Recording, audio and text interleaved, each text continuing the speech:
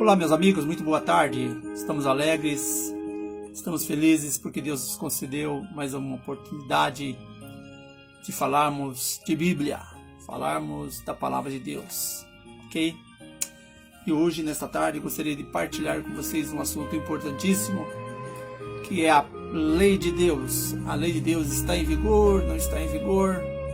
Cada um tem a sua opinião, a sua formação, o seu entendimento, mas eu quero te dizer uma coisa, querido, que a sua e a minha opinião nada valem diante do que a Bíblia diz. O que vale para nós, meus queridos, é o assim diz o Senhor.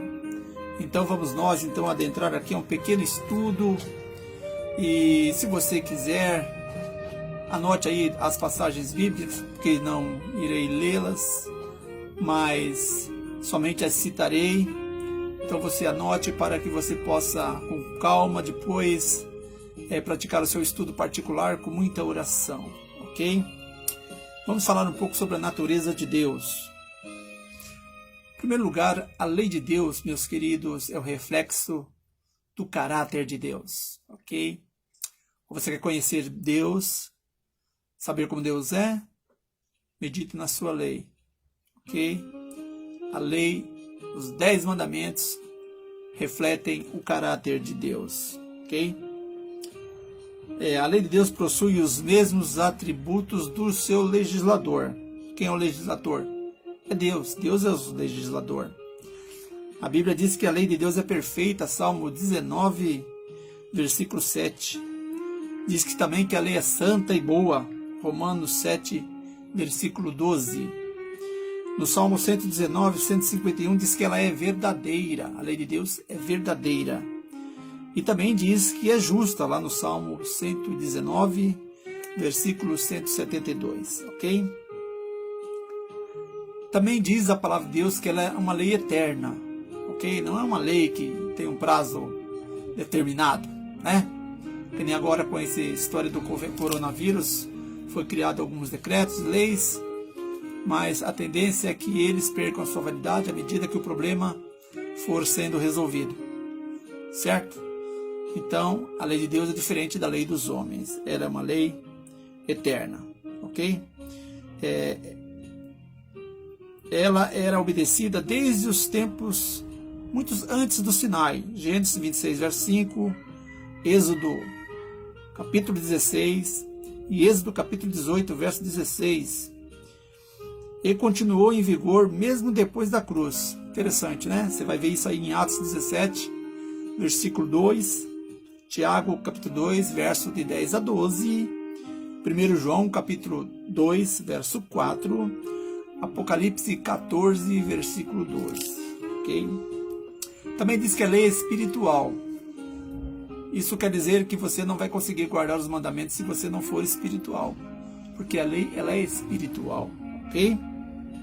E a palavra de Deus diz que Deus procura os seus verdadeiros adoradores que o adorarão em espírito e em verdade. Então a lei ela é espiritual, está no livro de Romanos capítulo 7, versículo 14. Portanto, somente aqueles que são espirituais e revelam o fruto do Espírito Santo é que podem obedecer à lei. Sim, somente aqueles que têm os frutos do Espírito Santo. 1 João 15, 4, Gálatas capítulo 5, verso 22 e 23. É o Espírito de Deus que nos fortalece para a obediência. Exatamente. Salmo 51, verso 10 até o 12. E Deus quer gravar a sua lei em nosso coração. Sabia disso? Veja aí. Jeremias, capítulo 31, verso 33. Também diz que a lei é uma lei positiva. É uma lei positiva. Vamos ver aqui. Por trás de cada não, existem princípios positivos que traz paz, segurança, felicidade aos que obedecem a essa lei.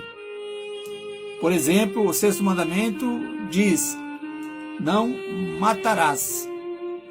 Traduzindo, o que quer dizer? Promova a vida, né? Se diz não matarás, então o que é não matar? Promover a vida. Isso é positivo, é uma lei positiva, ok? O resumo da lei é o amor. Olha aí que interessante. Deus é amor. A Bíblia diz que Deus é amor. Né? Deus amou o mundo de tal maneira que deu seu Filho unigênito. Então Deus é amor. A sua lei é amor. Certo? Os 10 mandamentos consistem em 2 partes, indicadas pelas 2 tábuas as quais Deus escreveu. Sua lei, Deuteronômio 4:13.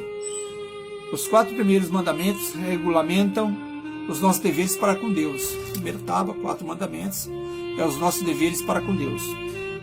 Certo? Ao passo que os 6 últimos revelam os nossos deveres para com o nosso próximo. Por isso, Jesus resumiu os 10 mandamentos em 2 principais, onde diz: amarás a Deus, primeira tábua, e amarás o teu próximo, segunda tábua. Ok? O propósito da lei. Qual é o propósito da lei? Qual é o objetivo da lei? Salvar? Não, de jeito nenhum. Além de revelar quem Deus é, né, a lei revela quem é Deus, como é Deus, né? Que é santo, perfeito, justo, bom. A lei também revela que somos pecadores, né? 1 João 3,4, Romanos 3,20 diz que nós somos pecadores. E a lei foi dada para revelar que nós somos pecadores, ok? A lei revela o pecado e mostra o perdão, o padrão da justiça de Deus. Então, para isso ela foi dada, para revelar Deus, sua bondade, seu amor, sua misericórdia, e revelar que nós somos pecadores. Ok? A lei também nos conduz a quem? A Jesus. Certo? A lei nos conduz a Jesus. Vamos ver aqui Gálatas 3:24, diz assim: diz que a lei serviu de aio para nos conduzir a Cristo. O que é um aio? Aio significa, no original grego, né, como se fosse professor ou tutor. A lei é um professor, a lei é um tutor que nos conduz a Cristo. Certo? Ela era aquela que ensinava alunos, ou seja, a lei ensina os alunos. Alunos quem são? Somos nós, né? Podemos aprender com ela. Portanto, tal qual um professor, a lei ensina, disciplina e conduz a Cristo, o único que pode nos salvar. A lei não salva ninguém, né? A lei foi dada para mostrar o pecado. A lei é como um espelho, né? Você vai logo de manhã, você toma aquele banho, se perfuma, se arruma, penteia o cabelo lá, vai, olha no espelho. De repente você percebe, opa, não tá legal aqui, tô sujo, hein? Rapaz, acho que não ficou bom. Aí você vai, se limpa. Quem é que limpa? Jesus, né? Certo? Então a lei serve o quê? Como um espelho, mostra o seu defeito. Uma vez você detectando o defeito, você vai à fonte da água da vida, que é Jesus, e ele te limpa. Jesus limpa você, ok?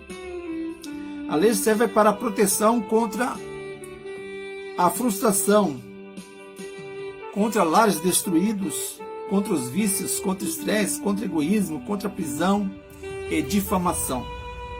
O Salmo 119, 165 nos diz: grande paz tem aqueles que amam a tua lei. Para eles não há tropeço, né? Além disso, ela restaura a alma. Vimos aí outro dia, no outro vídeo, que o homem é alma. Então, se ela restaura a alma, ela restaura quem? Restaura o homem, né? Salmo 19, verso 7. Pois nos conduz a um genuíno relacionamento com Jesus, né? Mateus 11, 28 a 30 diz: tomai sobre vós o meu jugo e aprendei de mim, que sou manso e humilde de coração, e acharei descanso para as vossas almas, porque o meu fardo é suave, né? Leve. Então Jesus é quem opera a salvação em você, certo? Através do que ele fez na cruz por você, mediante a sua obediência a esta lei que mostra os seus defeitos. Você reconhece seus defeitos, então você vai a Jesus. Bem, querido, que este Jesus possa proporcionar em você o desejo de obedecer à lei de Deus, né? Muitas pessoas acham que não precisa mais guardar o 4º mandamento, que ele foi abolido, mas na verdade não há como, né? A lei ela tem que ser obedecida totalmente. Os 10 mandamentos. Não adianta eu querer guardar só 9 mandamentos. Tiago 2,10 diz que se eu deixar de obedecer um dos mandamentos dos 10, eu serei culpado de todos, né? Então, que assim como uma corrente de 10 elos, se nós quebrarmos qualquer um dos elos, essa corrente ficará inutilizada.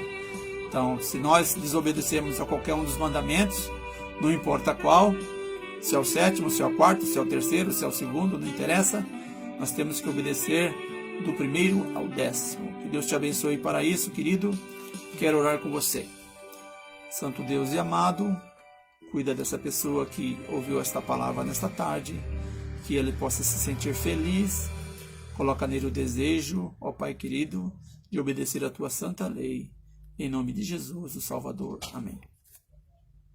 Tchau, tchau, querido. Deus te abençoe.